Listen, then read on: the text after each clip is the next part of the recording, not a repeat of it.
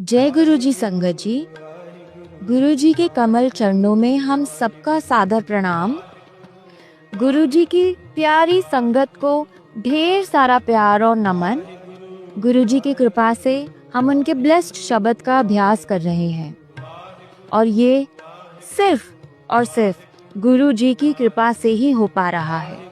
गुरु जी की कृपा हम पर बनी रहे और हम उनके गुरबानी शब्द सुनते रहें, उनको समझने की कोशिश करें और उन्हीं की कृपा से अब हम अपने गुरु जी के मार्ग पर हमेशा चलने का निरंतर प्रयास करें। गुरु जी की बानी शायद सुन सब पाते हैं, पर उसके अंदर छिपा जो एक अमृत है, जो डिवाइन रस है, वो हमें तभी प्राप्त होता है जैसे ही गुरु जी की कृपा हो जाती है। आपने सुना होगा, शब्द का प्रारंभ होने से पहले एक ओंकार सतगुरु प्रसाद बोला जाता है। इसका अर्थ यही है कि हे परमात्मा, आपसे ये अरदास है।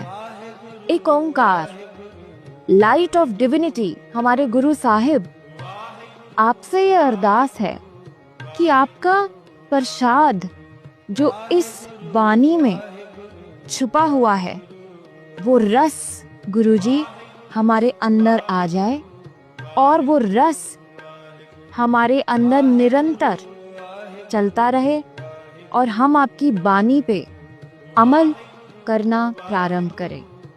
इसीलिए शब्द प्रारंभ करने से पहले सतगुरु प्रसाद बोला जाता है, क्योंकि गुरबानी तो शायद सभी सुन पाते होंगे, पर केवल और केवल जब गुरु साहिब की मेहर होती है तभी उस गुरबानी में जो रस है वो हमें प्राप्त हो पाता है, जो प्रसाद है वो हमें प्राप्त हो पाता है।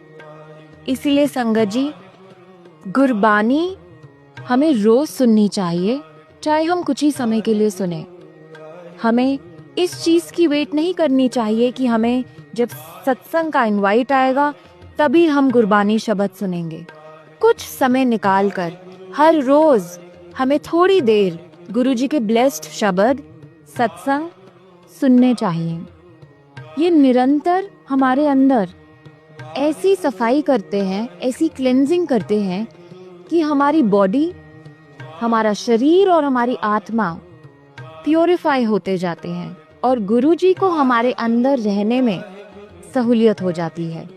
गुरु साहिब को हमें अपने अंदर बसाने के लिए हमारा मन रूपी जो घर है, हमारे जो शरीर रूपी जो घर है, जो हमारी आत्मा के लिए, जो हमारी आत्मा जो परमात्मा से जुड़ने वाली है, वो कहाँ जुड़ेगी? वो एक साफ दिल, साफ मन, साफ शरीर में ही तो जुड़ेगी। और जैसे जैसे गुरु जी के ब्लेस्ड शब्द का रस का वो धुन के वो शब्द हमारे अंदर जाते रहते हैं, हमारा शरीर, हमारा मन, हमारे कर्म, हमारी सोच अपने आप साफ होती जाती है। और वो सफाई हमारे लिए इसीलिए आवश्यक है क्योंकि हमें निरंतर अपने गुरु साहिब को हमारे अंदर बिठाना है। गुरुजी की कृपा से हम शब्द का अभ्यास आगे बढ़ाते हैं। सतगुरु दया करें का दूसरा भाग आज हम अभ्यास करने वाले हैं। गुरसिख मीत चले गुरु चाली। हे गुरसिखों, हे मेरे गुरु साहिब के प्यारे सिखों। सिख का मतलब होता है शिष्य, डिसाइपल। मीत का अर्थ है मित्रों। हे मेरे गुरसिखों, जो मेरे सत्संगियों, अब हमें अपने गुरु के मार्ग पर ही चलना है। चले गुरु चाली, अपने गुरु के मार्ग पर ही अब चलना है। जो गुर कहे सोई भल मानो, हर हर कथा निराली। जो हमारे गुरु साहिब हमें कहेंगे, हमारे लिए कहेंगे, हमारे लिए जो करेंगे वही हमारी भलाई है, उसी में हमारा भला है। हर हर कथा निराली, वही जो हर हर कथा है वही हमारे लिए निराली है, सुखदाई है।